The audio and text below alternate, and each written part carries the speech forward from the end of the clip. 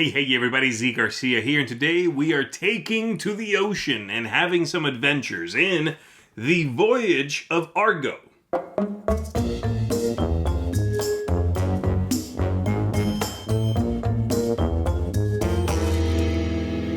In this game, every player is going to have one of these extremely cool looking cardboard ships.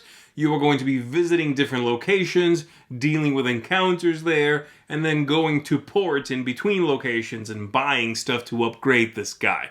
Letting you roll more dice, avoid bad stuff, things like that, okay?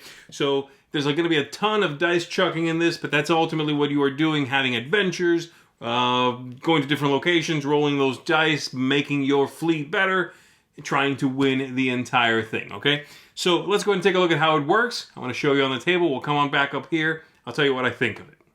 In the game, the players are going to be visiting different locations until somebody wins, and that happens when somebody gets 7 glory cards in front of them. They look like this to come from the treasure pile, or we've visited all 9 locations and we're through the last one, okay? At that point, whoever has the most of the glory in front of them is going to be the winner.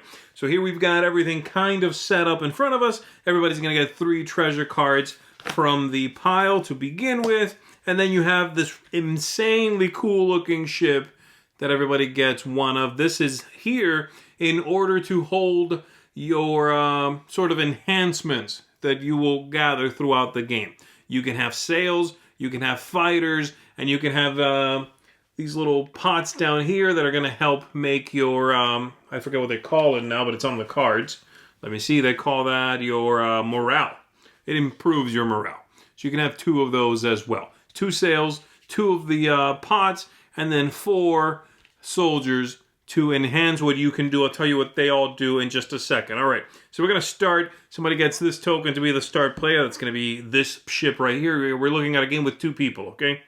And we are going to reveal a location card here, and we will reveal encounter cards equal to the number of players. So in this case, 2 encounter cards right there.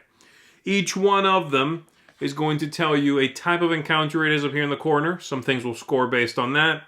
Strength, how many hits it takes to knock out. This is a little bar that shows you what it gets hit on, in this case 4, 5, or 6. And then some bad stuff it'll do to you if it attacks you. And at the very bottom, what you get for it. In this case, 2 treasure cards from this pile right here. So there we go. The location gives you some sort of abilities, enhancements, changes what's going on. This one says that we are going to roll an extra die against water-type locations, which both of these are, so good. And then the bottom one says we add a card when we arrive at this location. So actually, we should have another one of these. There we go. Now, starting from the start player here, and by the way, there are player aids in this game. There's one that shows you the phases, and then one that breaks down the symbols. Really nice. Well done. All right, so we're going to go through this right now. I'm going to just go through it. It's very simple. The first choice I have is I can play one of the feat cards that I may have in my hand, okay? They are, as I showed you, let me bring back the one I had before here. The feat card says feat. It will have 3 special abilities. The first one is what you would trigger if you have no morale. The second one you trigger if you've already purchased one of these, and then the bottom one if you've purchased 2 of these. So you can play these cards right now. Once you've done that, I didn't, all I have is these money cards, then you are going to select one of them and attack that thing. So I'm going to go for the sunken treasure chest over here. I'm going to roll as many dice against it as I have soldiers, these fellas here, plus 1. So just 1, the base of 1. I'm going to roll against that. And again, don't forget, 4, 5, or 6 is what hits. So I roll that. Indeed, I do hit it. It would take a hit. That's enough to knock it out. So I am going to resolve the card. At the bottom, it tells me what my reward is. In this case, 2 treasure cards. I would draw 2 from this deck and set this in front of me in sort of my defeated pile. Now let's take a look at this one as an example. Let's say this is what I had knocked out. At the bottom here, it says I get 2 treasure, and then the 2 cards, or if there are cards adjacent to this, they heal 1. So that's something else to watch out for. But this is what I knocked out. I'll keep that. I'll draw my 2 treasure cards. And I got a couple of glory cards here. That's, again, what I'm trying to do. And then the next player goes. This player is going to play any feat cards they want to, and then they pick a card and go for it. They're going to go for this one. They're going to roll. They rolled a 2. A 2 does not hit. This hits on 3 or better, you'll see there. So they just don't hit.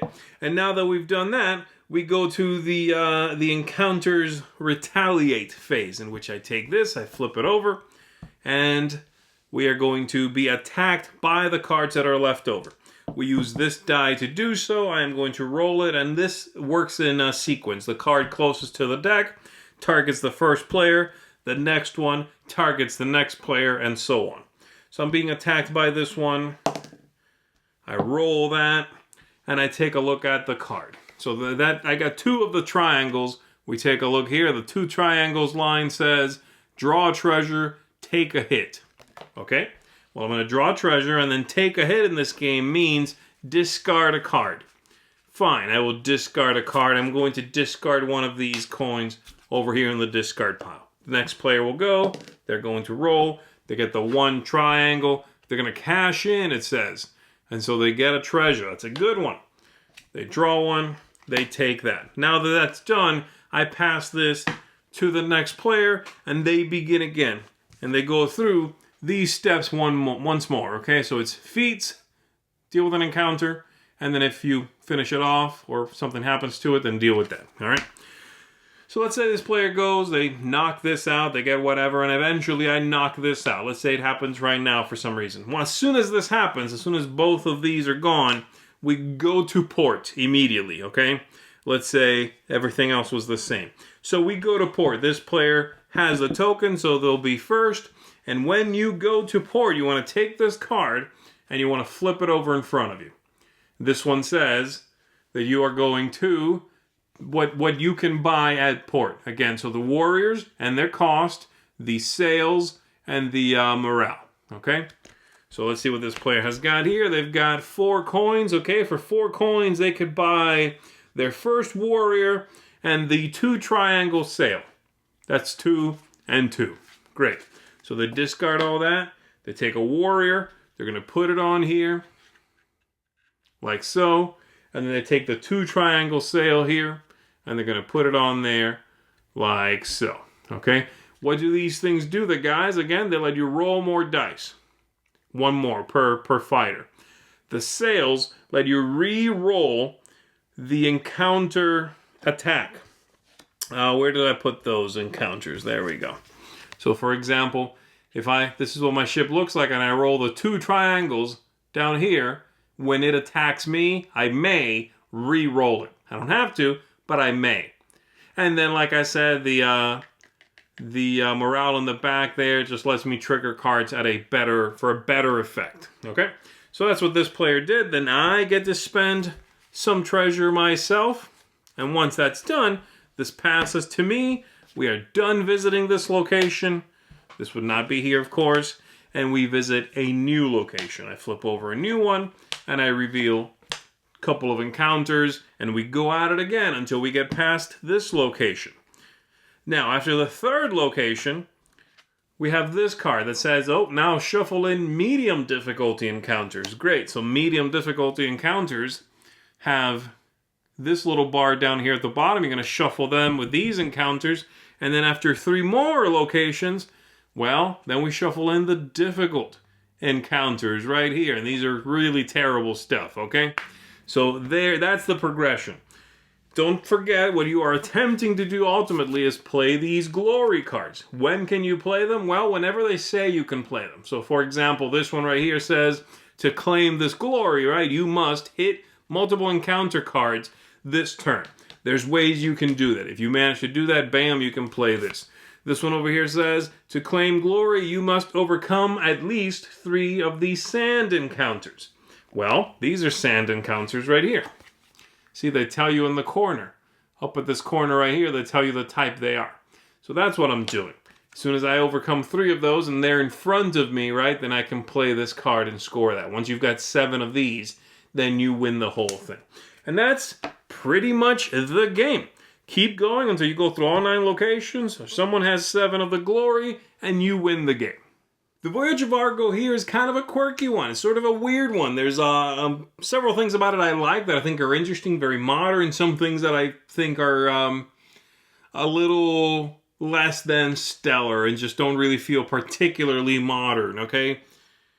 But overall, this is a nice package. It's got a really cool look. I like the look of it, okay? And I think the entire thing is commendable, and I would recommend it to folks that saw the overview and thought, yeah, that looks neat. I want to go on that adventure. And that's ultimately a big part of what I'm going to think of it is, are you good with sort of letting your hair down, not being a stickler for the game having a ton of luck, not being, too concerned about it being swingy and crazy and just having a good time, going along for the ride?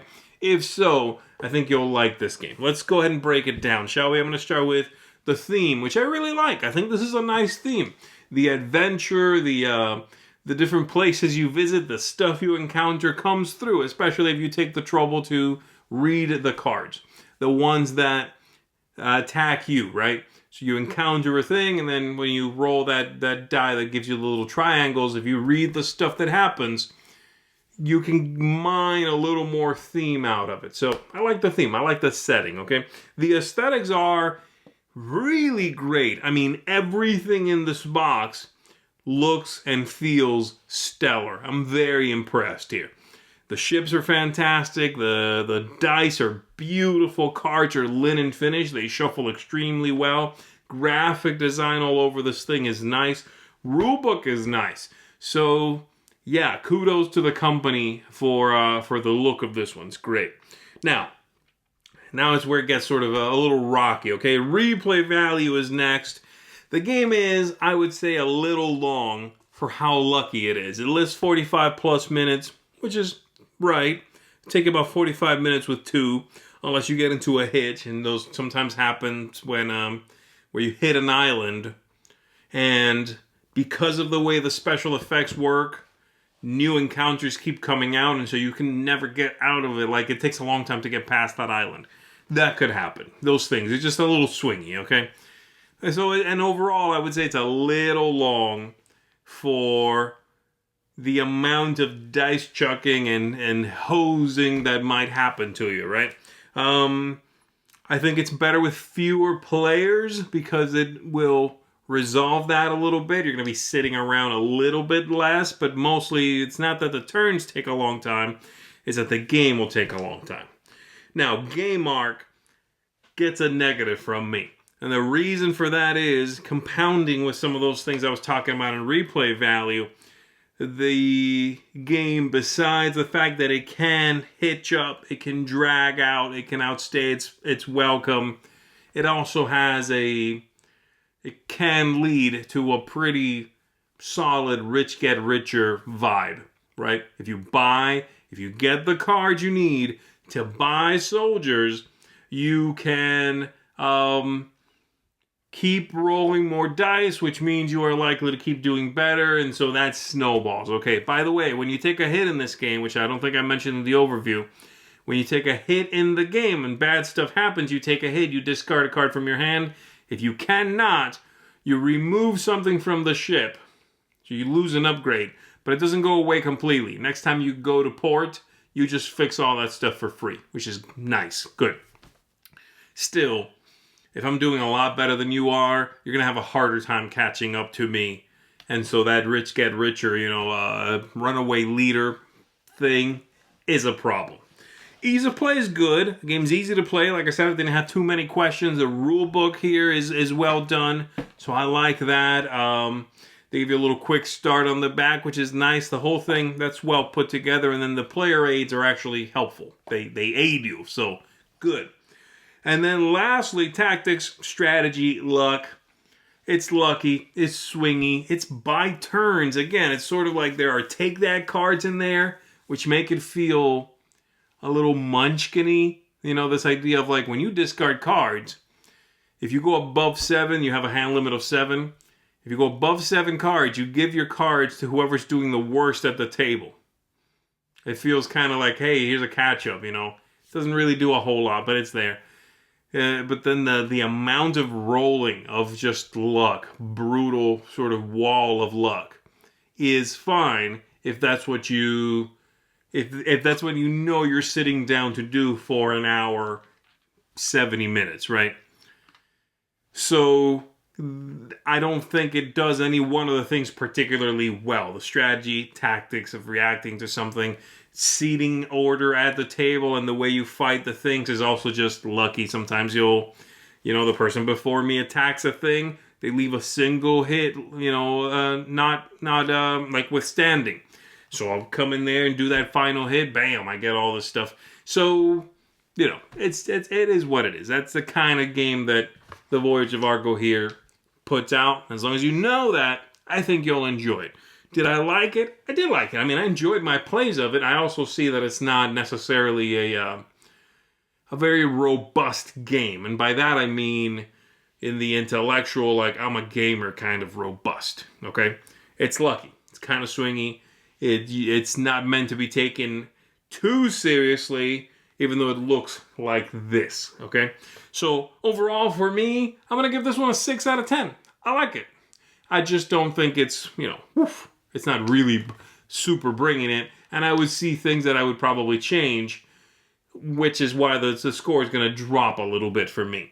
But, like I said, if you're looking for something that is captivating in that sort of go on a quest, on a voyage, but it's also manageable and not a dungeon crawl with a billion rules, then this is a good one for that. This feels kind of old school in that way.